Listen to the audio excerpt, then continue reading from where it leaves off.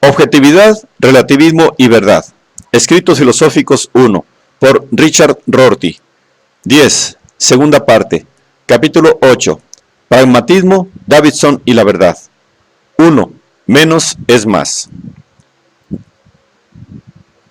Davidson ha afirmado que su teoría de la verdad no ofrece entidades con las cuales comparar oraciones, y es así una teoría de la correspondencia solo en un sentido modesto.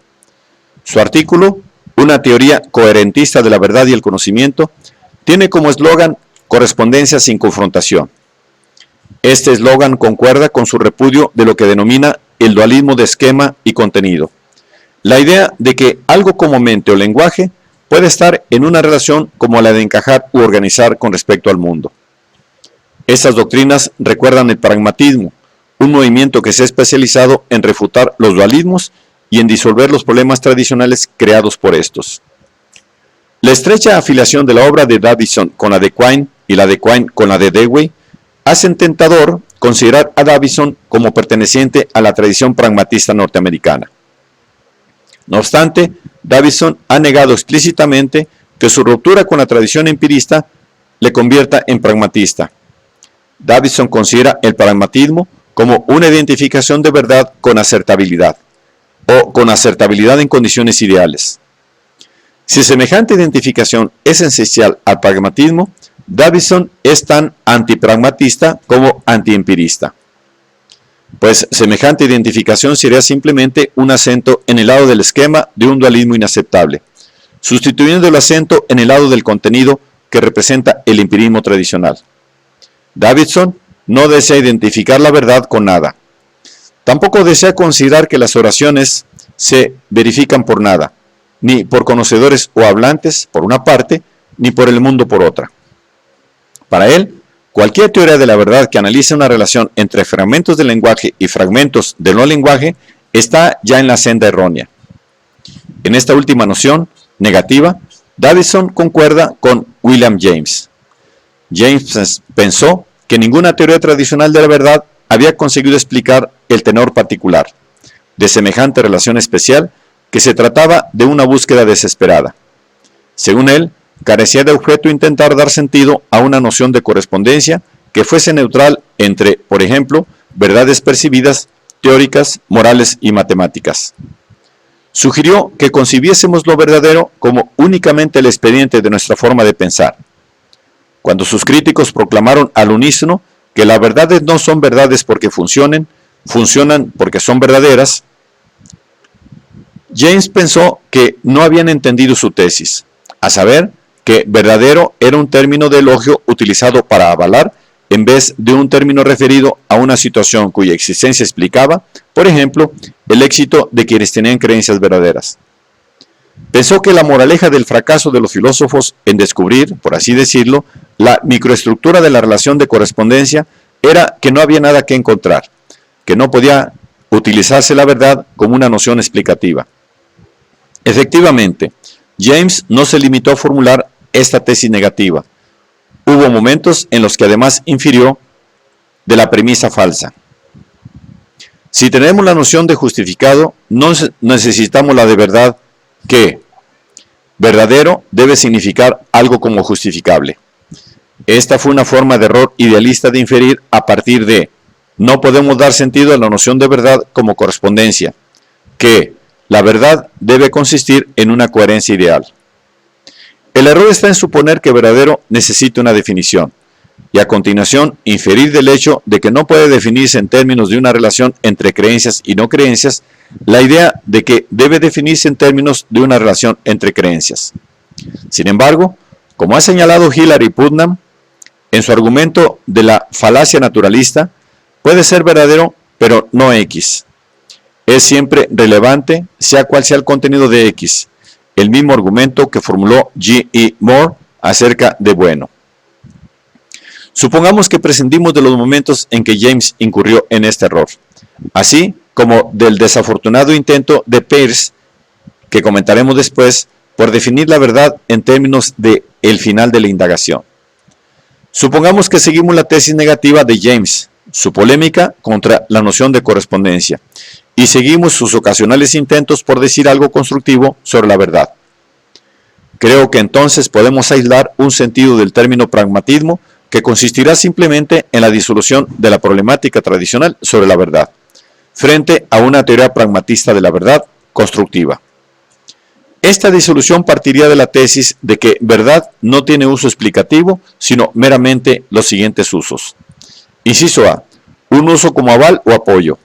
Inciso B, un uso de advertencia en observaciones como su creencia en S está perfectamente justificada, pero quizá no es verdadera. Que nos recuerda que la justificación es relativa a las creencias citadas como fundamento de S, no mejor que estas, y que para esta justificación no constituye una garantía el que las cosas irán bien si adoptamos S como regla de acción. La definición de creencia de Peirce. Inciso C. Un uso de referencia divergente para decir cosas metalingüísticas de la forma S es verdadera si y solo si. James no tuvo en cuenta el uso de advertencia del término, como tampoco el uso de referencia divergente. El descuido del primer sentido dio lugar a la asociación del pragmatismo con el relativismo. La errónea asociación del último, por obra de Tarski, con la noción de correspondencia, llevó a pensar que esta noción entrañaba más de lo que percibió James. En mi opinión, Davidson nos ha ofrecido una explicación de la verdad que tiene un lugar para cada uno de estos usos, a la vez que desecha la idea de que el carácter de conveniencia de una creencia puede explicarse por su verdad. En el sentido de pragmatismo, en el que tanto Davidson como James son pragmatistas, este término significa la adhesión a las tesis siguientes. 1. Verdadero no tiene usos explicativos. 2. Comprendemos todo lo que hay que conocer sobre la relación de las creencias con el mundo cuando comprendemos sus relaciones causales con el mundo. Nuestro conocimiento de la forma de aplicar términos como alrededor de y verdadero de es un residuo resultante de una explicación naturalista de la conducta lingüística. 3. No existen relaciones de ser verificado entre las creencias y el mundo. 4. Carecen de sentido los debates realismo-antirrealismo, pues estos debates presuponen la idea vacía y errónea de verificar las creencias. Nótese que, definido de este modo, el pragmatismo no ofrece una teoría de la verdad. Todo lo que nos ofrece es una explicación de por qué, en este ámbito, menos es más, de por qué la terapia es mejor que la construcción de sistemas. Tanto James como Davidson dirían que la única razón por la que los filósofos pensaron que necesitaban una explicación de aquello en que consiste la verdad era que habían sucumbido a una determinada imagen, la imagen que Davidson llama el dualismo de esquemas y contenido, y que Dewey concibió como el dualismo de sujeto y objeto. Ambas imágenes lo son de ámbitos ontológicos dispares, uno que contiene creencias y el otro no creencias. La imagen de estos dos ámbitos nos permite imaginar la verdad como una relación causal entre creencias particulares y no creencias particulares, que, inciso A, es de naturaleza no causal y, inciso B, debe analizarse correctamente antes de que uno pueda refutar o conceder la victoria al escéptico epistemológico. El adoptar las tesis 1 a 4 citadas es eliminar esta imagen y con ella la mayoría de los dualismos filosóficos tradicionales que Dewey pensó que debían eliminarse. Y es también eliminar la imagen que el escéptico epistemológico necesita para hacer su escepticismo interesante y argumentable, para hacerlo más interesante que la búsqueda del filósofo de una sensación de extrañeza ante el mundo. 2. La posición intermedia de Peirce. Antes de volver a la cuestión de si de hecho Davidson suscribe las tesis 1 a 4, puede ser de utilidad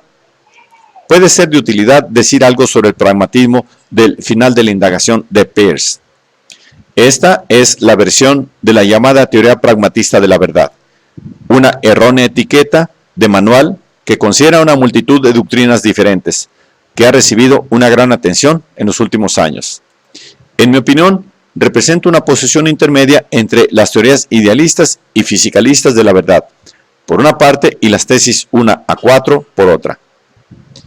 El idealismo y el fisicalismo tienen en común la esperanza de que A. Hay rocas es verdadero. Es verdadero solo y solo si. B. En el término ideal de la indagación está justificado que afirmemos que hay rocas. Sin embargo, esta idea les exige decir que C. Hay rocas. Está implicado tanto por B como por A. Esto parece paradójico, pues también desean afirmar que D. Hay rocas está vinculada por una relación de correspondencia, representación precisa, con la manera de ser del mundo. Y no parece haber una razón obvia por la que el progreso del juego del lenguaje que estamos jugando tenga que ver algo en particular con la manera de ser del resto del mundo. El idealismo y el fisicalismo constituyen intentos por proporcionar una razón semejante. Los idealistas afirman que el mundo consta de representaciones dispuestas en un sistema idealmente coherente que les permite analizar C como F. Hay rocas. Es integrante del sistema de representaciones idealmente coherente. Los idealistas apoyan esta iniciativa al decir que la relación de correspondencia de D no puede ser una relación cuya existencia pueda probarse confrontando una afirmación con un objeto para ver si se da una relación llamada correspondencia. Nadie sabe cómo sería semejante confrontación. Obviamente, lo que se desea no es la relación de respuesta habitual existente entre las mesas y las afirmaciones de la presencia de mesas. Dado que el único criterio de verdad es la coherencia entre representaciones, afirman, la única manera de salvar D evitando el escepticismo es E. Por otra parte, los fisicalistas analizan A como D y argumentan entonces que el jugar los juegos del lenguaje que jugamos nos llevará finalmente a la correspondencia con la realidad. Y lo hará porque, por así decirlo, el mundo participa en los juegos. Esta es la concepción de filósofos como Friedrich Engels, Jerry Fodor, Michael David, J. Rosenberg y Hartry Field. Estos rechazan la posibilidad de un descubrimiento a priori de la naturaleza de la realidad, como el que ilustra la tesis E de los idealistas, pero piensan que una u otra de las ciencias empíricas o el conjunto unificado de todas ellas proporcionará la respuesta al escéptico. Estos filósofos piensan que, aunque no hay relaciones de consecuencia, existen relaciones profundamente arraigadas entre las condiciones de verdad de B y C. Estas conexiones no se hallarán mediante el análisis de significados, sino con el trabajo científico empírico que desvelará las conexiones causales entre, por ejemplo, las rocas y las representaciones de las rocas. En su primer periodo, Peirce quiso evitar tanto la metafísica nuevamente visionaria del idealismo y las promisorias notas del fisicalismo. Intentó un apaño rápido analizando D como B, y compartió con el idealista y el fisicalista la motivación de refutar al escéptico, pero pensó que no bastaba con decir que realidad significa algo como cualquier cosa cuya existencia seguiremos afirmando al final de la indagación. Esta definición de realidad salva la distancia que ve el escéptico entre coherencia y correspondencia. Reduce la coherencia a correspondencia sin necesidad ni de una construcción de sistemas metafísicos ni de una indagación empírica ulterior. Y ello lo consigue mediante un sencillo reanálisis del término realidad. No creo actualmente, como antes creía, que el pragmatismo de Peirce sea defendible, pero antes de ir más allá de él, deseo indicar que Peirce avanzaba en la dirección correcta. El pragmatista peirciano tiene razón de pensar que el idealista y el fisicalista comparten una falacia común, a saber, que correspondencia es el nombre de una relación entre fragmentos de pensamiento o lenguaje y fragmentos del mundo. Una relación tal que los objetos relacionados deben ser ontológicamente homogéneos. El idealista generaliza la tesis de Berkeley diciendo que nada puede corresponder a una representación excepto una representación.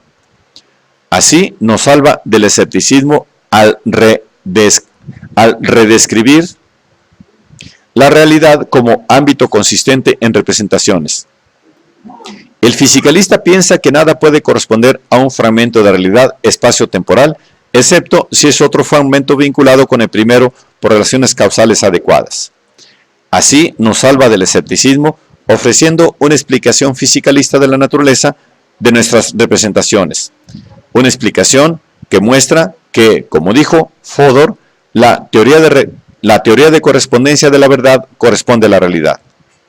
El persiano se eleva por encima de este debate afirmando que las relaciones acerca de y verdadero de pueden vincular objetos de relación extremadamente dispares y que no tienen por qué plantearse problemas de homogeneidad ontológica. Todo lo que se necesita es redefinir realidad como aquello de lo que hablan los ganadores del juego, asegurando así que coinciden las condiciones estipuladas por B y D.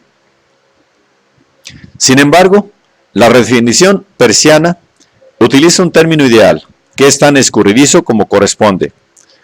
Para hacerlo menos escurridizo, Peirce tendría que responder a la pregunta: ¿cómo sabríamos que estamos al final de la indagación, en vez de meramente estar fatigados o carentes de imaginación? Esta es una pregunta tan espinosa como la de ¿cómo sabemos que estamos en correspondencia con la realidad, en vez de formular meramente respuestas convencionalmente correctas a estímulos? La idea de Peirce de al final de la indagación puede tener sentido si pudiésemos detectar una convergencia asintótica en la indagación, pero esta convergencia parece un fenómeno local y a corto plazo. Si esta aclaración semejante de ideal o final, el peirciano no está diciendo más que las condiciones estipuladas por B y D coinciden sin darnos una razón para pensar que así sea. Tampoco está claro en qué podría consistir semejante razón. Peirce se quedó a medio camino en el empeño de destruir la problemática epistemológica que motivó las disputas metafísicas entre idealistas y fisicalistas, y lo hizo descartando la noción de mente y recurriendo a la de signos. Pero se quedó solo a medio camino, porque siguió pensando que B era una intuición que tenía que asimilar cualquier filosofía. James recorrió el resto del camino al afirmar que no solo verdadero D no era una relación entre objetos ontológicamente homogéneos, sino que no era una relación analizable, una relación que pudiese aclararse por la descripción científica o metafísica de la relación entre creencias y no creencias. Al estipular que no podía aducirse razón alguna para decir que las limitaciones establecidas por B y D coincidirían, simplemente desechó D y con ella la problemática del escepticismo epistemológico.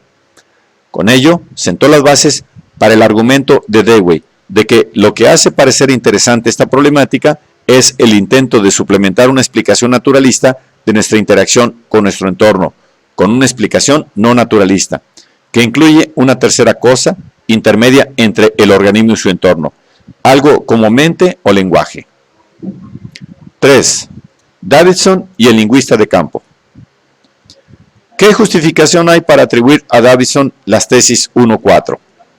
En varias ocasiones ha admitido la tesis 3, pero puede parecer extraño atribuirle la tesis 4, pues a menudo ha sido considerado un realista prototípico. La tesis 2 puede sonar no davidsoniana, pues no guarda relación con las recientes teorías causales en semántica. Además, su asociación con Tarski y la de Tarski con la noción de correspondencia pueden parecer que le convierte en un improbable candidato para el bando de los pragmatistas, pues el pragmatismo, según lo he definido, consiste en sentido muy amplio en la tesis de que solo podemos evitar pseudoproblemas si desechamos la idea de correspondencia con la realidad. No obstante, voy a argumentar que las 4 tesis pragmatistas podrían atribuirse a Davidson. Para defender esta tesis, empezaré por presentar una explicación de lo que voy a llamar la filosofía del lenguaje, en particular, toda la doctrina acerca de la verdad, de Davidson, y todo lo que él considera que necesita cualquiera. Davidson, igual que el filósofo tradicional que desea ofrecer una respuesta al escéptico epistemológico, desea que nos distanciemos de nuestro juego del lenguaje y lo examinemos a distancia. Pero este punto de vista exterior no es la perspectiva metafísica del idealista, que busca una insospechada homogeneidad ontológica entre creencias y no creencias invisible a la ciencia, ni el esperanzado punto de vista del fisicalista que confía en que la ciencia del futuro descubra semejante homogeneidad. Más bien se trata del punto de vista mundano del lingüista de campo, que intenta entender nuestra conducta lingüística. Mientras que las teorías tradicionales de la verdad preguntaban ¿a qué rasgo del mundo se refiere verdadero?, Davidson pregunta, ¿cómo utiliza verdadero el observador exterior del juego del lenguaje? Sin duda, Davidson tiene razón en que Quine salvó a la filosofía del lenguaje como objeto de estudio serio, liberándola de la distinción analítico-sintético. El mejor argumento de Quine para ello fue que la distinción carece de utilidad para el lingüista de campo. Davidson sigue este argumento señalando que, pase Dumet y el propio Quine, la distinción entre los objetos físicos a los que reaccionan los nativos y sus estimulaciones neurales tampoco es de utilidad. El lingüista no puede empezar por el conocimiento de los significados nativos adquiridos antes del conocimiento de las creencias nativas, ni con traducciones de enunciados de observación nativos que han sido certificados por su concordancia con estimulaciones. Debe tener un enfoque puramente coherentista, dando la vuelta al círculo hermenéutico hasta que empieza a sentirse en su dominio. Todo lo que tiene el lingüista para avanzar es su observación de la manera en que la conducta lingüística se alinea con la no lingüística en el curso de la interacción del hablante nativo con su entorno. Una interacción que considera guiada por reglas de acción. La definición de creencia de Peirce. El lingüista aborda sus datos provistos del principio regulador de que la mayoría de las reglas del nativo son las mismas que las nuestras, lo que equivale a decir que la mayoría de ellas son verdaderas. Su formulación del principio es una extensión de la observación de Quine de que cualquier antropólogo que afirma haber traducido una expresión nativa como P y no P, simplemente muestra que no ha compilado un buen manual de traducción. Davidson generaliza esta idea del siguiente modo. Cualquier traducción que presente a los nativos negando la mayoría de los hechos evidentes sobre el entorno es automáticamente mala. El ejemplo más expresivo de esta idea es la tesis de Davidson de que la mejor manera de traducir el discurso de un cerebro que ha vivido siempre en una vasija será por referencia al entorno de la vasija con ordenador, en que el cerebro se encuentra realmente. Esto será análogo a concebir la mayoría de las observaciones nativas como observaciones sobre, por ejemplo, rocas y enfermedades, en vez de sobre duendes y demonios. En palabras de Davidson, lo que se interpone al escepticismo global de los sentidos es, en mi opinión, el hecho de que debemos considerar, en los casos más normales y metodológicamente más básicos, los objetos de una creencia como la causa de esta creencia. Y nosotros, en cuanto intérpretes, debemos considerar que son lo que son de hecho. La comunicación comienza donde convergen las causas. Su expresión significa lo que la mía, si la creencia en su verdad está sistemáticamente causada por los mismos acontecimientos y objetos. En este pasaje, Davidson liga la tesis kripkiana de que la causación debe de tener algo que ver con la referencia a la tesis straussiana, de que nos hacemos una idea de aquello sobre lo que alguien habla imaginándonos los objetos respecto a los cuales son verdaderas la mayoría de sus creencias. Este maridaje se lleva a cabo diciendo que Strawson tiene razón si concibe de manera holista, si se precede su tesis con la expresión de Aristóteles en la totalidad y en su mayor parte. Sin embargo, no puede utilizarse el criterio de Strawson para los casos individuales y tener la seguridad de estar en lo cierto. Pero si la mayoría de los resultados de su plan de traducción y la consiguiente atribución de referencia no se adecuan al criterio de Strawson, entonces ese plan debe estar profundamente equivocado. El elemento mediador entre Strawson y Kripke es la idea de Quine de que el conocimiento tanto de la causación como de la referencia es por igual cuestión de coherencia con las propias creencias del lingüista de campo. La tesis 2 puede concebirse de modo kripkiano o bien davidsoniano. De acuerdo con el primer enfoque constructivo de la referencia, deseamos trazar vías causales de los objetos a los actos de habla individuales. Este enfoque deja abierta la posibilidad de que los hablantes puedan equivocar por completo estas vías, por ejemplo, equivocándose totalmente sobre lo que hay, y con ello de que nunca lleguen a conocer aquello a que hacen referencia. Esto permite la posibilidad de un divorcio total entre los referentes y los objetos intencionales. Precisamente la distancia entre esquema y contenido de la que nos previene Davidson. En cambio, Davidson sugiere que maximicemos la coherencia y la verdad primero para, a continuación, dejar que la referencia sea la que resulte. Esto garantiza que los objetos intencionales de innumerables creencias, lo que Davidson llama los casos más llanos, serán sus causas. La excepción debe ser el injerto de Kripke, por ejemplo, el caso Gödel-Smith. Pues, si intentamos imaginar una escisión entre las entidades referidas y los objetos intencionales es la norma, pues si intentamos imaginar que una escisión entre las entidades referidas y los objetos intencionales es la norma, habremos vaciado de todo contenido a la noción de referencia.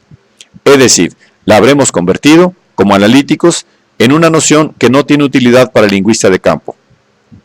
El lingüista puede comunicarse con los nativos si conoce la mayoría de sus objetos intencionales, es decir, qué objetos para tratar con los cuales son buenas la mayoría de sus reglas de acción, qué objetos por referencia a los cuales son verdaderas la mayoría de sus creencias.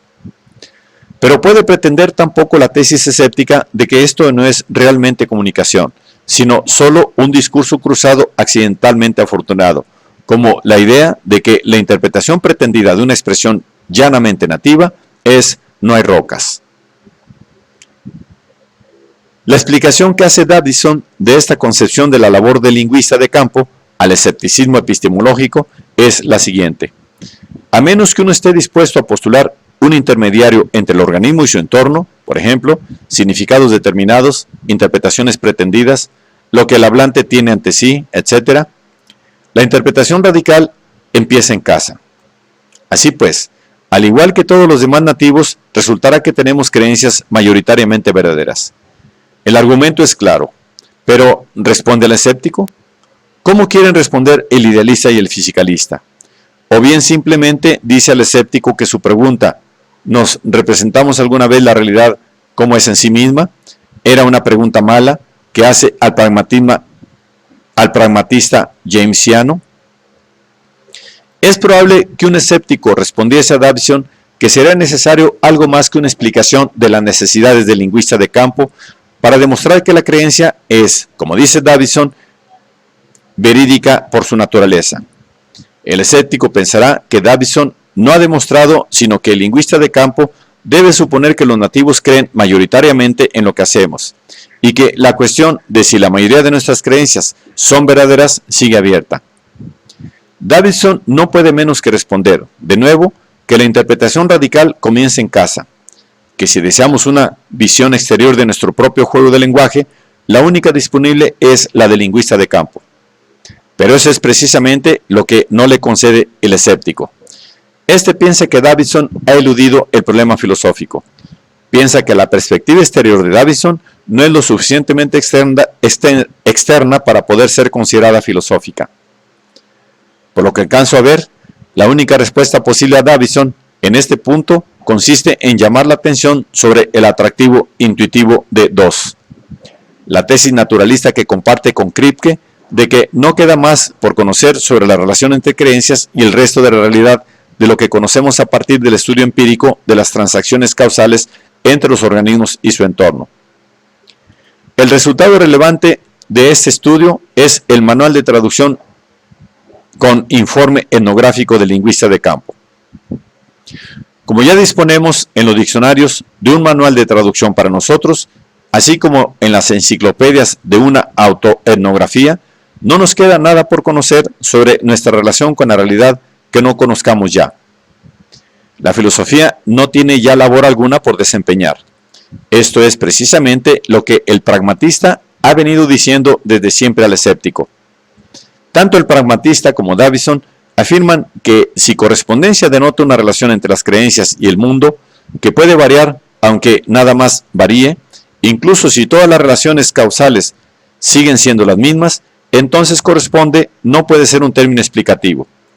Así pues, si ha de entenderse la verdad como correspondencia, entonces verdadero no puede ser un término explicativo.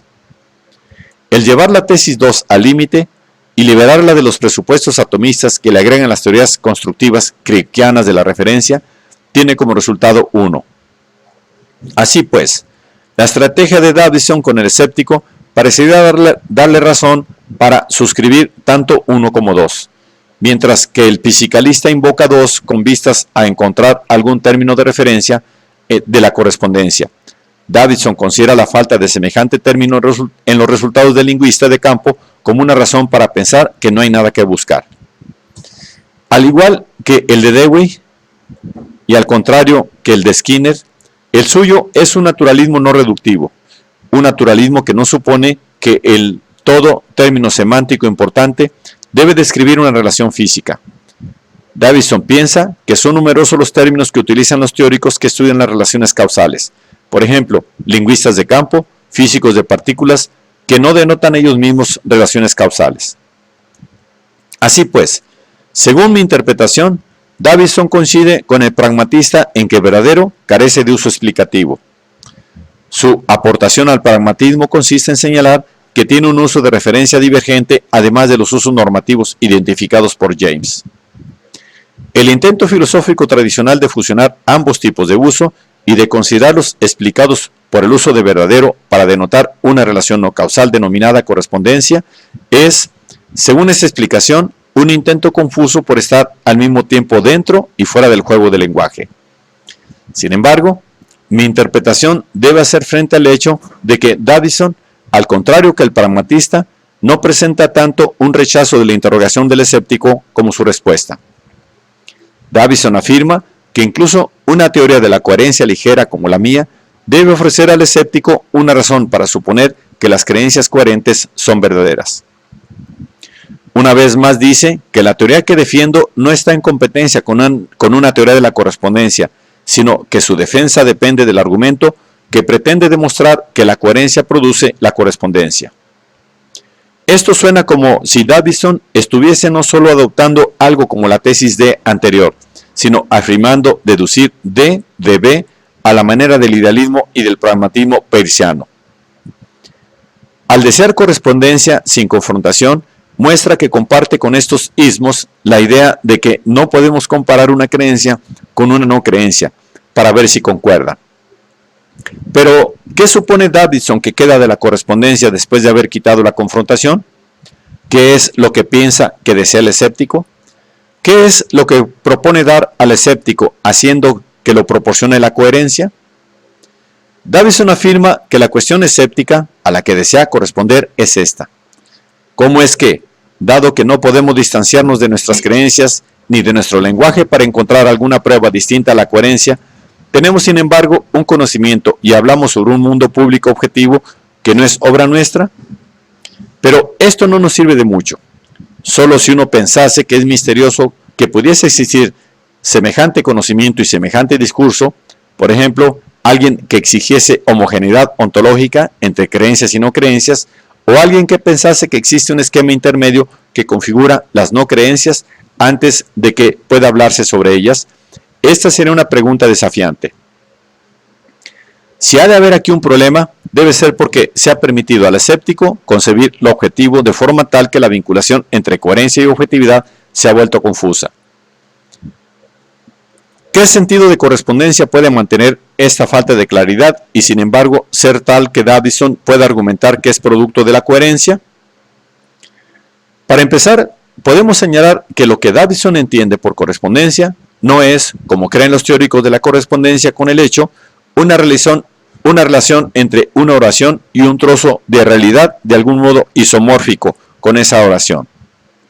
En su artículo, Fiel a los hechos, concuerda con Strawson en que los hechos, trozos del mundo configurados por las oraciones, son creaciones ad hoc que no responden a las necesidades del escéptico. Lo que sí responde a estas, piensa, es la noción más compleja de correspondencia que hace inteligible la noción de satisfacción de Tarski, en vez de pensar en la correspondencia del lenguaje con la realidad simbolizada por la relación entre los dos aspectos de una oración B. Afirma Davidson, deberíamos atender a las proyecciones entre palabra y mundo en vez de entre oración y mundo, y en particular a la limitación de estas proyecciones necesaria para la elaboración de una teoría no trivial capaz de superar la prueba de tener por consecuencia todas aquellas trivialidades naturales inmóviles, es decir, las oraciones B. Son estas limitaciones las que orientan al lingüista de campo, que intenta conjeturar las causas de la conducta del nativo y entonces recorre el círculo hermenéutico el tiempo suficiente para encontrar oraciones B que maximizan la verdad de las creencias del nativo. La teoría eventual vinculará las palabras nativas con fragmentos del mundo por la relación de satisfacción. Pero estos vínculos no serán la base de las traducciones, más bien serán un residuo de las traducciones. El recorrer este círculo significa no intentar, al estilo de las teorías constructivas de la referencia, empezar por algunos vínculos seguros, sino más bien ir y volver entre conjeturas de traducción de oraciones ocasionales y oraciones permanentes hasta que surge algo como el equilibrio reflexivo de Rawls. La correspondencia entre palabras y objetos que proporcionan las relaciones de satisfacción incorporadas en una teoría B es así irrelevante para el tipo de correspondencia supuestamente descrita por verdadero D y que supuestamente se revelará por análisis filosófico, hasta llegar a una teoría de la verdad. Así pues, sea lo que sea, la correspondencia deseada del escéptico no es algo que se incluya en la noción de satisfacción de Tarski, pues verdadero no ofrece material para el análisis. Como dice Davidson, la verdad es hermosamente transparente en comparación con la creencia y la coherencia, y yo la considero primitiva. La verdad, aplicada a la expresión de oraciones, muestra el rasgo de referencia divergente, primitivo, propio de la convención B de Tarski, y esto basta para determinar su ámbito de aplicación. Así pues, no podemos definir verdadero ni en términos de satisfacción ni de cualquier otra cosa. Solo podemos explicar nuestra sensación de que, como afirma Davidson, la verdad de una expresión depende de solo dos cosas: lo que significan las palabras y la forma de ordenación del mundo, explicando cómo llegamos a encontrar estas dos cosas, y señalando que estas dos indagaciones no pueden realizarse de manera independiente. Creo que hay que interpretar lo que dice Davidson del siguiente modo: la plausibilidad de la citada tesis, que no existe en tertium quid, relativo a la verdad al margen de los significados de las palabras y de la forma de ser del mundo, es la mejor explicación que vamos a conseguir de la fuerza intuitiva de D. La idea de que la verdad es correspondencia con la realidad. Esta tesis es todo lo que contiene la intuición realista que idealistas, fisicalistas, persianos se han interesado tanto por mantener. Pero la concebida de este modo D establece meramente la idea negativa de que no tenemos que preocuparnos sobre semejante tertia, como, en palabras de Davidson, un esquema conceptual, una forma de contemplar las cosas, una perspectiva, o bien una constitución trascendental de la conciencia, o un lenguaje o una tradición cultural. Creo así que Davidson está diciéndonos, una vez más, que menos es más. No debemos pedir más detalles sobre la relación de correspondencia, sino más bien constatar que los tertia que nos han hecho tener dudas escépticas sobre si son verdaderas la mayoría de nuestras creencias, simplemente no existen. Decir que no existen es decir, una vez más, que el lingüista de campo no las necesita, y que por ello la filosofía tampoco las necesita. Tan pronto comprendemos cómo opera la interpretación radical y que el intérprete no puede dar un buen uso a nociones como significado determinado, interpretación pretendida, acto constitutivo de la imaginación trascendental, esquema conceptual, etc., podemos considerar trivial la noción de correspondencia con la realidad, una noción que no es necesario analizar, pues este término se ha reducido ahora a una variante estilística de verdadero. Si esto es realmente lo que dice Davidson, su respuesta al escéptico viene a ser esta: eres un escéptico solo porque tienes estas nociones intencionales gravitando en tu cabeza, interponiendo obstáculos imaginarios entre tú y el mundo. Tan pronto te deshaces de la idea en todas sus diversas formas, el escepticismo nunca pasa por tu mente esclarecida. Si esta es su respuesta al escéptico, creo que está tomando la iniciativa absolutamente correcta, la misma que intentaron James y Dewey, si bien algo más compleja. Pero también creo que Davidson se equivocó ligeramente al sugerir que iba a demostrarnos cómo la coherencia arroja como resultado la correspondencia. Mejor hubiera sido decir que iba a ofrecer al escéptico una manera de hablar que le evitaría formular su pregunta, en vez de decir que iba a responder a esa pregunta. Hubiera sido mejor decirle que cuando se da la confrontación, también se da la representación, y así se genera la imagen que hizo posible tanto los temores del escéptico como las esperanzas del fisicalista, del idealista y del peirciano. La caracterización favorita de Davidson de la imagen a que debería renunciar el escéptico es el dualismo de esquema y contenido. Un rasgo común de todas las formas de este dualismo que enumera Davidson es que las relaciones entre ambos lados del dualismo son no causales. Tertia, como marco conceptual o interpretación pretendida, no están relacionados causalmente con las cosas que organizan o pretenden. Estas varían independientemente del resto del universo, al igual que las relaciones de correspondencia o representación del escéptico. La moraleja es que si no tenemos semejantes tertia, no tenemos los elementos adecuados para servir de representaciones, y por tanto ninguna necesidad de preguntarnos si nuestras creencias representan fielmente el mundo. Aún tenemos creencias, pero estas se perciben desde fuera como las percibe el lingüista de campo, como interacciones causales con el entorno, o desde dentro, como las percibe el nativo pre-epistemológico, como reglas de acción. Renunciar a tales tertia es renunciar a la posibilidad de una tercera manera de ver dichas creencias, una manera que una de alguna forma la perspectiva exterior y la interior, las actitudes descriptiva y normativa. Concebir el lenguaje del mismo modo en que concebimos las creencias, no como un marco conceptual, sino como la interacción causal con el entorno descrita por el lingüista de campo, hace imposible concebir el lenguaje como algo que pueda o no encajar con el mundo. ¿Cómo podríamos saberlo? Así pues, tan pronto renunciamos a los tertia, renunciamos o trivializamos las nociones de representación y correspondencia, y con ello abandonamos la posibilidad de formular el escepticismo epistemológico. Si es correcta mi comprensión de Davidson, entonces, al margen de su apelación a la ciencia unificada fisicalista, la apelación formulada en la tesis 2 del pragmatista, sus únicos argumentos en favor de la tesis de que la filosofía del lenguaje del lingüista de campo es todo lo que necesitamos, serán los ofrecidos en su artículo sobre la idea misma de esquema conceptual, según el cual las diversas metáforas de confrontación plantean más problemas de los que merece la pena. Todo lo que podríamos añadir serían nuevos argumentos a la misma idea tomada de la historia de la filosofía, ilustraciones de los impases a que abocaron los intentos de diversos grandes filósofos del pasado por crear esas metáforas. No es un descubrimiento empírico ni metafísico el resultado de que no existe un tertium quid relativo a la verdad de los enunciados,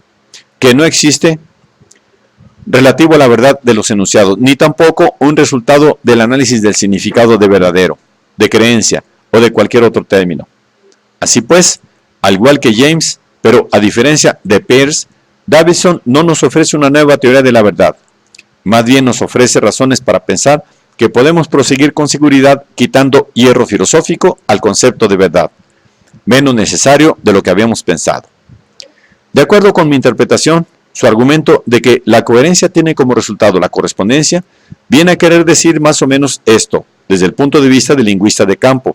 No son necesarias ninguna de las nociones que pueden sugerir que la verdad sea más que el significado de las palabras y que la forma de ser del mundo. Si uno está dispuesto a aceptar este punto de vista, no tendrá ya más dudas escépticas sobre la veracidad intrínseca de la creencia.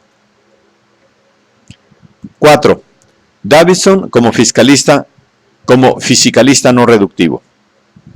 Antes de volver a un conocido grupo de objeciones a la tesis de que la filosofía del lingüista de campo es toda la filosofía del lenguaje que necesitamos, las de Michel Dumet, puede ser de utilidad comparar a Davidson con un filósofo con el que está, a pesar de algunas diferencias superficiales de retórica, muy próximo: Hilary Putnam.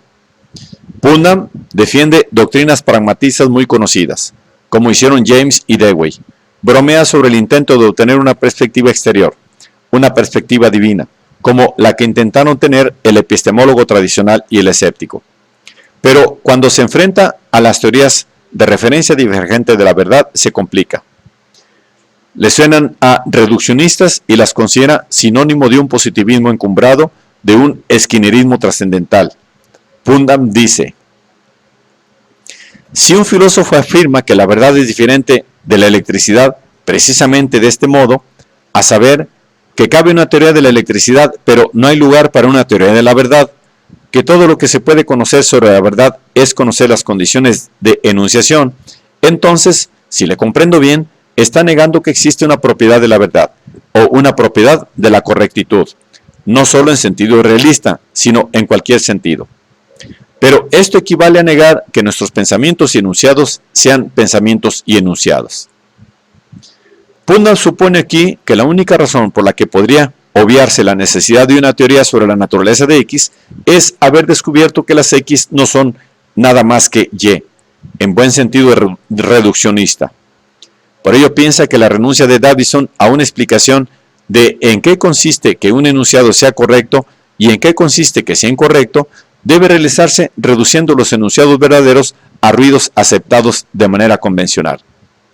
Según esta concepción, suponer el punto de vista del lingüista de campo equivale a reducir las acciones a movimientos. Pero Davidson no está diciendo que los enunciados no sean más que ruidos. Lo que dice más bien es que la verdad, a diferencia de la electricidad, no es una explicación de nada. La idea de que la propiedad de la verdad pueda servir de explicación es un producto de la errónea imagen que suscita la idea de que su presencia exige una explicación. Para comprobarlo, repárese en que sería un error concebir que verdadero tiene un uso explicativo en razón de ejemplos como él halló la casa correcta porque era verdadera su creencia sobre su ubicación. Y Priestley no comprendió la naturaleza del oxígeno porque sus creencias acerca de la naturaleza de la combustión eran falsas. Las oraciones citadas no son explicaciones, sino notas de avance de explicaciones.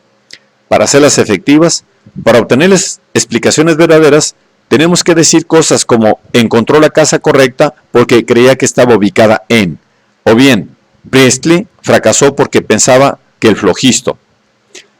La explicación del éxito y del fracaso la ofrecen los detalles sobre lo que fue verdadero o falso, y no por la verdad o falsedad en sí. Igual que la explicación del carácter encomiable de una acción no es que era la acción correcta, sino los detalles de las circunstancias en que se llevó a cabo. Para que la misma verdad sea una explicación de algo, ese explanandum debe serlo de algo que puede estar causado por la verdad, pero no puede estar causado por el contenido de las creencias verdaderas. La fusión de los tertia que Davidson desea desterrar era precisamente ofrecer un mecanismo fuera del orden causal del mundo físico, un mecanismo que pudiese tener o carecer de una propiedad cuasi causal con la que poder identificar la verdad. Así pues, decir que nuestro esquema conceptual es adecuado al mundo es sugerir que algunos piñones y engranajes se combinan muy bien. Piñones y engranajes que son o bien físicos o bien, aunque físicos, no se mencionan en el resto de nuestro relato causal. Sugerir con el escéptico que nuestro juego de lenguaje pueda no tener nada que ver con la manera de ser del mundo es invocar una imagen de un engranaje tan desvinculado del resto del mecanismo que gira en el vacío. Dado su poco aprecio a las nociones intencionalistas, Putnam no debería tener afición a estas imágenes y por tanto ninguna propensión a considerar la verdad como noción explicativa. Pero como aún mantiene la idea de que hay que ofrecer una explicación de en qué consiste que un enunciado sea correcto, pide más de lo que Davidson está en condiciones de ofrecer. Conserva esta idea, en mi opinión, porque teme que el punto de vista interno de nuestro juego de lenguaje, el punto de vista en el que utilizamos verdadero como término de elogio, se debilitará algo si no recibe apoyo de una explicación filosófica. Veamos el siguiente pasaje. Si la descripción causa-efecto de nuestra conducta lingüística en tanto en cuanto producción de ruidos está completa tanto desde un punto de vista filosófico como desde un punto de vista científico-conductual. Si todo lo que puede decirse sobre el lenguaje es que consiste en la producción de ruidos y subvocalizaciones de acuerdo con una determinada pauta causal. Si el relato causal no se implementa ni tiene que suplementarse con un relato normativo, entonces no hay manera de que los ruidos que emitimos sean más que meras expresiones de nuestra subjetividad. La frase que he puesto en cursiva sugiere que las teorías de referencia divergente de la verdad estiman que solo se puede narrar un relato sobre las personas, un relato conductista. Pero, ¿por qué razón no permiten e insisten en suplementar estos relatos con un relato normativo? ¿Por qué hemos de considerar la existencia del punto de vista externo del lingüista de campo como una recomendación para no asumir nunca el punto de vista interno del más serio buscador de la verdad? Creo que Putnam aún supone que una explicación filosófica de X es una visión sinóptica que de alguna forma sintetiza toda otra perspectiva posible, que reúne de algún modo los puntos de vista externo e interno. Precisamente, considero que una de las principales virtudes de James y de Dewey fue insistir en que no podemos adoptar semejante visión sinóptica, que no podemos respaldar nuestras normas fundamentándolas en una explicación metafísica o científica del mundo. El pragmatismo, en especial en la forma desarrollada por Dewey, nos insta a no repetir el error de Platón de considerar los términos de elogio como nombres de cosas esotéricas. El error de suponer, por ejemplo, que mejor conseguiríamos ser buenos si obtuviésemos un mayor conocimiento teórico del bien. Dewey fue criticado constantemente, desde la orientación platónica, por su tendencia reduccionista y cientifista, al margen de nuestra necesidad de valores objetivos. Este es el tipo de crítica que Davidson está obteniendo actualmente de Putnam. También él fue criticado constantemente, desde la izquierda positivista, por su ligero instrumentalismo relativista que prestaba demasiada atención a los hechos puros y por trivializar la noción de verdad mediante este descuido. Este es el tipo de crítica que Davidson obtiene por parte de los fisicalistas como Field. El ataque desde ambas partes es la recompensa habitual de los filósofos que, como Dewey y Davidson, intentan detener la incesante oscilación del péndulo de la moda filosófica entre un reduccionismo duro y un encumbrado antirreduccionismo. Estos filósofos lo hacen explicando pacientemente que las normas son una cosa y la descripción es otra. En el caso de Davidson, esto se sustancia en decir que la comprensión que uno obtiene de la forma en que opera el término verdadero, contemplando la posibilidad de una teoría tarskiana de la verdad para nuestro lenguaje, es del todo irrelevante para la satisfacción que obtenemos al decir que conocemos hoy más verdades que ayer, o que la verdad es grande y prevalecerá. La insistencia de Putnam en que hay una verdad mayor de la que puede ofrecer la referencia divergente no se basa en la contemplación del verdadero o de los juegos del lenguaje que jugamos y en haber visto más de lo que vio Davidson. Más bien se basa en la esperanza de que una explicación filosófica supone más de lo que Dewey y Davidson pensaron que era. Este paralelismo entre Dewey y Davidson me parece reforzado por la formulación que hace Stephen Letts de lo que denomina el instrumentalismo naturalista. La combinación al estilo de Quine de la concepción de que la única meta en relación a la cual nuestros métodos de construcción y revisión de teorías se instituyen como procedimiento racional es la meta de las observaciones de predicción, con la tesis de que el mundo está compuesto y lo está en sentido real y verdadero por las entidades de la ciencia actual. Como dice Letts, este nuevo ismo puede parecer un oxímoron, como un ismo similar pareció a los críticos de Dewey, pero solo resulta así si, como afirma Letts, se piensa que se necesita una teoría de la verdad para explicar por qué funcionan nuestras teorías. Si se piensa que verdad puede ser noción explicativa, Letts y Arthur Fine han señalado la circularidad de los intentos de utilizar la semántica para explicar nuestros éxitos predictivos. Esa circularidad es la consecuencia natural de intentar estar tanto fuera de nuestras indagaciones como dentro de ellas al mismo tiempo, de describirlas tanto en calidad de movimientos como de acciones. Como ha repetido Davidson en sus escritos sobre la teoría de la acción, no es necesario elegir entre estas dos descripciones. Solo es necesario mantenerlos diferenciados, de forma que no se intente utilizarlos a la vez. 5. Davidson y Dumet. La cuestión de si verdad es una propiedad explicativa engloba la cuestión de si la filosofía del lingüista de campo es una filosofía del lenguaje suficiente, o de si, como piensa Michel Dumet, necesita una filosofía del lenguaje que enlace con la epistemología, con las cuestiones metafísicas tradicionales. Dumet afirma que una teoría del significado debería decirnos cómo. Se da una aprehensión implícita de la teoría del significado, que se atribuye a un hablante en su empleo del lenguaje y por tanto en el contenido de la teoría. Por otra parte, el holismo en relación a cómo puede llegarse desde cero a una teoría del significado de un lenguaje carece de estas implicaciones y por lo que puedo ver es inobjetable y casi banal. Es cierto que Davidson pretende que su holismo en cuanto a doctrina tenga algo más que mordiente que eso. Tenga algo más de mordiente que esto. Dumet piensa que lo que se puede obtener de la interpretación radical davidsoniana no incluye el contenido de una teoría del significado, los sentidos concretos que otorgan los hablantes a las palabras de un lenguaje. Pero, según la interpretación de Davidson, que he venido realizando, lo que Dumet denomina un sentido es precisamente el tipo de tertium quid del que Davidson quiere que nos olvidemos. Así pues, el meollo de la teoría de Davidson no es el del tipo que desea Dumet. Dumet desea una teoría que aborde los problemas que piensa que solo pueden formularse cuando se tiene una teoría de sentido. Por ejemplo, cuestiones epistemológicas y metafísicas. Davidson desea una teoría del significado que sirva a los fines de los lingüistas de campo y para la cual semejantes problemas son irrelevantes.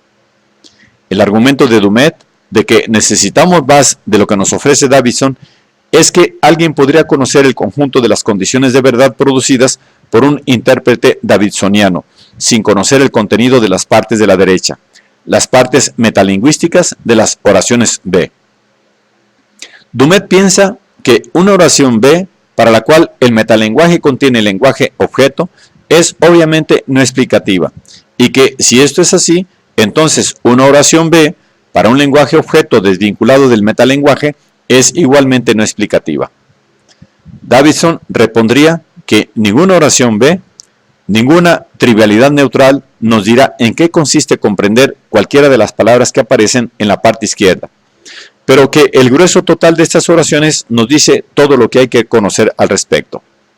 Dumet considera esta respuesta como una confesión de derrota. Así afirma.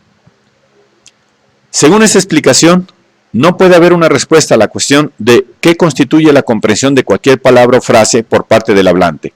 Solo puede decirse que el conocimiento de toda la teoría de la verdad se traduce en la capacidad de hablar el lenguaje y en particular en la tendencia a reconocer las oraciones de este como oraciones verdaderas en condiciones que corresponden en gran medida a las oraciones B.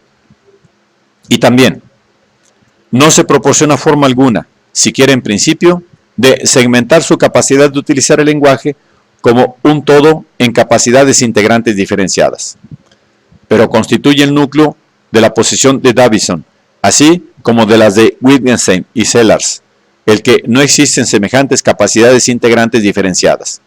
Pues tan pronto nos liberamos de tertia como significados determinados, interpretaciones pretendidas, respuestas a estímulos, etc., nos quedamos sin nada para escindir la técnica general en fragmentos integrantes.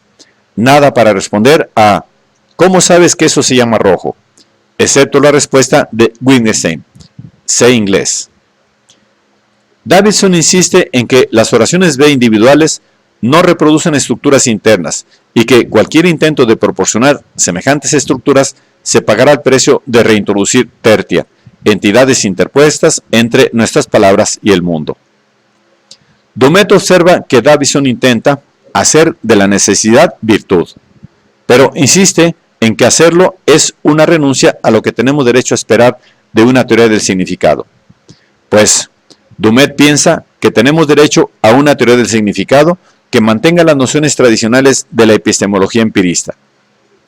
Piensa que cualquier teoría semejante debe conceder que la capacidad de utilizar una determinada oración para realizar un informe de observación puede entenderse razonablemente como el conocimiento de qué ha de suceder para que la oración sea verdadera.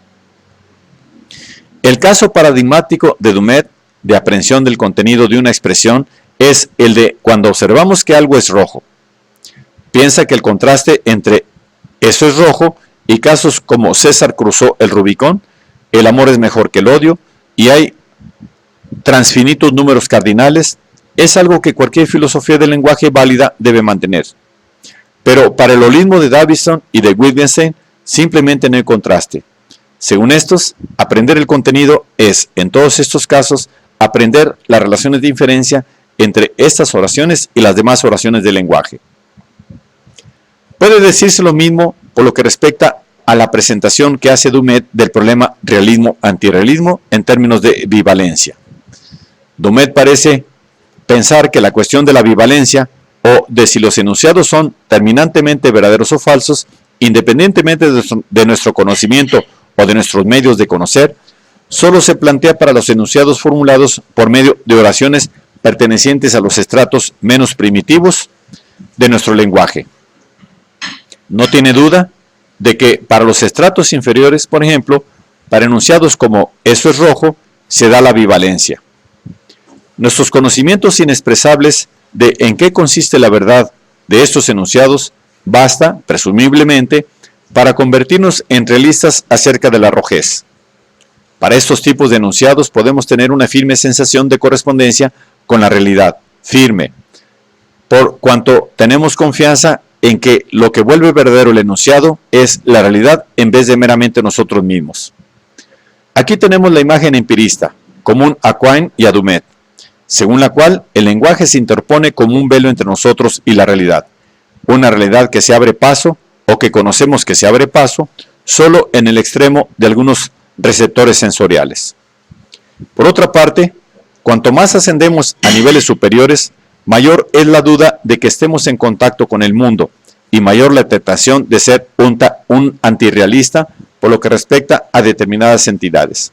Es decir, de adoptar una teoría del significado que explique la verdad de estos enunciados en términos de nuestra capacidad de reconocer como verdaderos los enunciados, y no en términos de una condición que vaya más allá de las capacidades humanas. En cambio, si se sigue a Davidson, no sabremos qué hacer de la discusión entre el realista y el antirrealista. Pues en primer lugar, nos sentiremos en contacto con la realidad todo el tiempo. Nuestro lenguaje concebido como el entramado de relaciones de inferencia entre nuestros usos de vocablo, no es, de acuerdo con esta concepción, algo meramente humano que puede ocultar algo que vaya más allá de las capacidades humanas. Tampoco puede engañarnos al hacernos concebir en correspondencia con algo como eso, cuando en realidad no lo estamos. Por el contrario, el uso de aquellos vocablos es tan directo como puede serlo el contacto con la realidad, tan directo como golpear a una piedra, por ejemplo. La falacia consiste en pensar que la relación entre el vocablo y la realidad ha de ser fragmentaria, como la relación entre piedras individuales y rocas individuales, cuestión del contacto de capacidades integrantes discretas con masas de realidad discretas. Si pensamos así, estaremos, por ejemplo, de acuerdo con Platón y Dumet, en que la cuestión de si hay en realidad valores morales allí fuera es una cuestión filosófica importante. Por otra parte, para Davidson existe la bondad en un sentido exactamente igual de trivial que existe la rojez. El sentido en cuestión se explica afirmando que el lingüista de campo encontrará una oración B cuyo lado derecho es eso es moralmente correcto, del mismo modo en que encuentra una cuyo lado derecho es eso es rojo. Supondrá que en la medida en que los nativos no consideren las mismas cosas rojas o moralmente correctas que nosotros consideramos, nuestros desacuerdos con ellos serán explicables por diversas diferencias de nuestros respectivos entornos o del entorno de nuestros respectivos antepasados. Llego a la conclusión de que para Dumet no es adecuada ninguna filosofía del lenguaje que no permita la reformulación clara de las cuestiones epistemológicas y metafísicas examinadas por la tradición filosófica. Para Davidson, esta capacidad no es un desideratum. Para James y Dewey, la incapacidad de formular estas cuestiones era un desideratum. Me gustaría atribuir esta última concepción más fuerte a Davison, pero no tengo pruebas para hacerlo. Se la recomiendo porque pienso que su único recurso para discutir con quienes piensan tener derecho a esperar más filosofía del lenguaje de la que ofrece, consiste en adoptar esta actitud terapéutica. En concreto, todo lo que puede hacer es señalar que las expectativas de Dumet derivan del hábito de concebir la correspondencia como confrontación y luego mostrar la infeliz historia de esta concepción, una historia que va desde Platón a Quine pasando por Locke. Al final, la cuestión va a decidirse en un plano metafilosófico elevado, un plano desde el cual mirar a la tradición filosófica y juzgar su valor. 6. Davidson, realismo y antirrealismo. Si es correcto el argumento de la sección anterior, Davidson ha sido colocado en una posición falsa por los intentos de Dumet de colocarle en el lado realista de una distinción entre realismo y antirrealismo.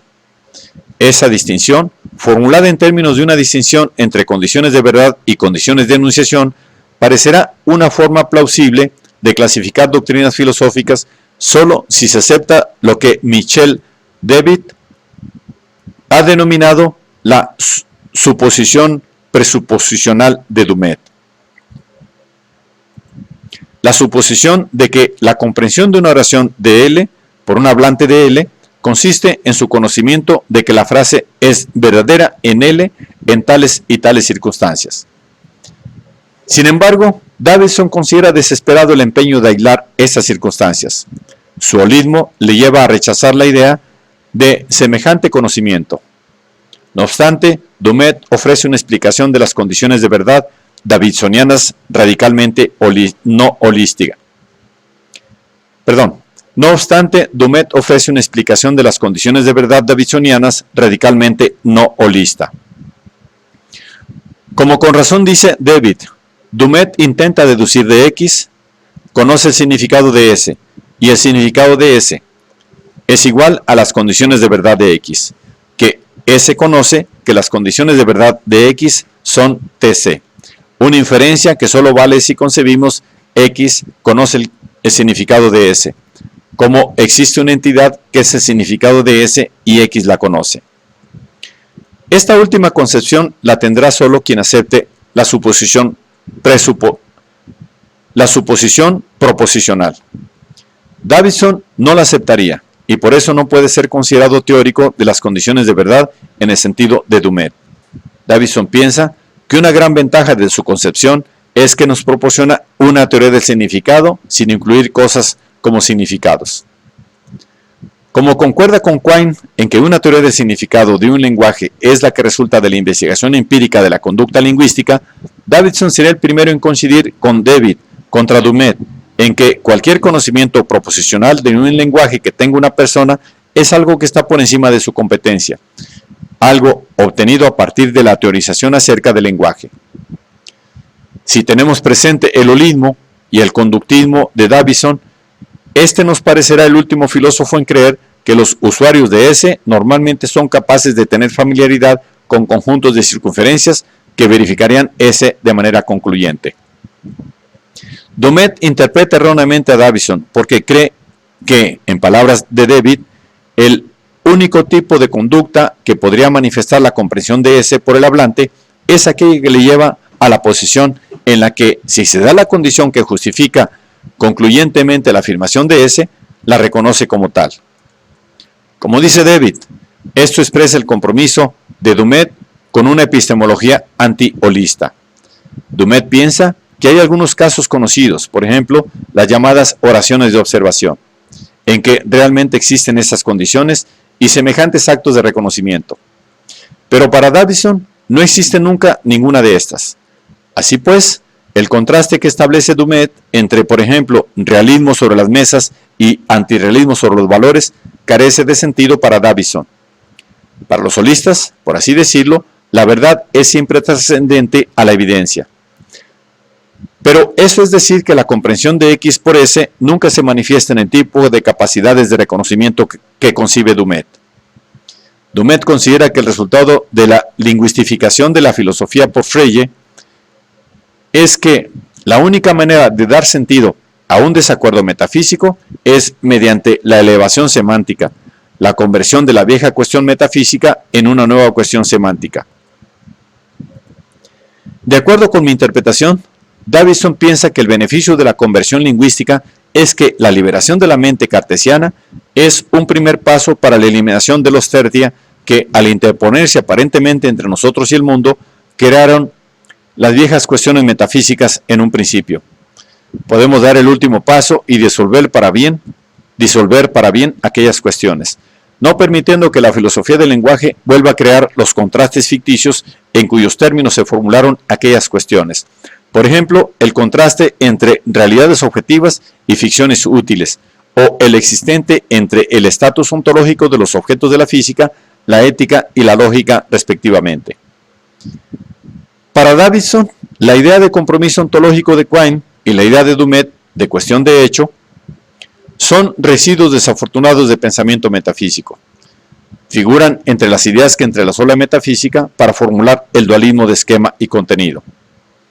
Estas ideas componen una red tan grande que se refuerza mutuamente que es difícil distinguir una de ellas como decisiva. Pero el mejor candidato para centro de esta red puede ser la idea rechazada por la tesis 3 de los pragmatistas, la idea de que las oraciones pueden ser verificadas. Davidson afirma que toda la evidencia que existe es la que vuelve verdaderas a nuestras oraciones o teorías. Sin embargo, nada vuelve verdaderas a las oraciones o a las teorías, ni la experiencia ni las irritaciones superficiales, ni el mundo pueden volver verdadera a una oración. Según mi interpretación, este pasaje afirma que las relaciones de inferencia entre nuestra creencia de que ese y el resto de nuestras creencias no tienen nada que ver en particular con la relación de acerca de que vincula ese con sus objetos. Las líneas de fuerza de la evidencia, por así decirlo, no discurren paralelas a las líneas de dirección referencial. Esta falta de paralelismo es la carga del holismo epistemológico. Conocer acerca de las primeras líneas es conocer el lenguaje en que se expresan las creencias. Conocer acerca de las últimas es disponer de una teoría empírica sobre lo que entienden las personas que utilizan ese lenguaje cuando dicen lo que dicen, que es también la explicación acerca de las funciones causales que desempeña su conducta lingüística en su interacción con su entorno.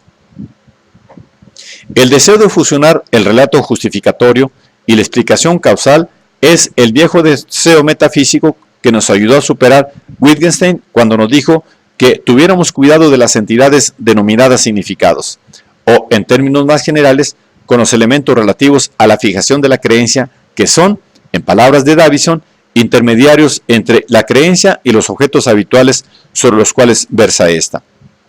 Pues semejantes entidades se supone que son tanto causas como justificaciones. Entidades como los datos de los sentidos o las irritaciones superficiales o las ideas claras y distintas que pertenecen tanto al relato que justifica mi creencia en ese como la explicación que nos cuenta el observador de mi conducta lingüística sobre las causas de mi creencia en ese. David sucumbe a este deseo pre-Wittgensteiniano,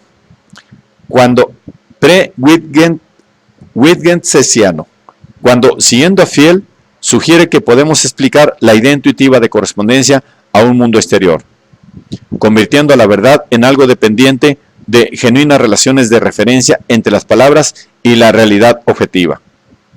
Dumet sucumbe también a él cuando concibe un determinado estado del mundo como algo susceptible de verificar concluyentemente una creencia. Esta última noción encarna precisamente la idea que rechaza Davidson, es decir, que fragmentos del mundo vuelvan verdadera a una creencia.